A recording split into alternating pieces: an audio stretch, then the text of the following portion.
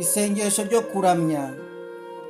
Dawe Mana y'ijuru n'isi, ndagushimira kuko waduhaye umwana wawe Yezu Kristu akatwigisha gukora icyo ushaka no kugukunda uko bikwiye.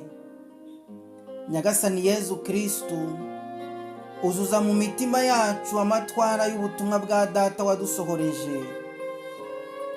Dore ubu ndi imbere y'isakaramento ryawe ritagatifu, ari ryo wavugiyeho ubwawe uti iki ni umubiri wanjye mwakire murye, iki ni amaraso yanjye mwakire munywe. Ubwo buntu bwawe Nyagasani buneza umutima wanjye. Ntiwancunguye gusa, ahubwo wiyemeje no kuntunga, kandi nkabaho muri ubu bugingo nzi ko mbeshejweho nawe, negereje ubundi bugingo bushya nanone nkesha ingabire yawe. Ubwo se nakwitura iki Nyagasani? Ntacyo nabona atari ugusingiza izina ryawe. Akira umutima wanjye, umubiri wanjye no gushaka kwanjye, mbese ibiri ibyanjye byose ndabigutuye.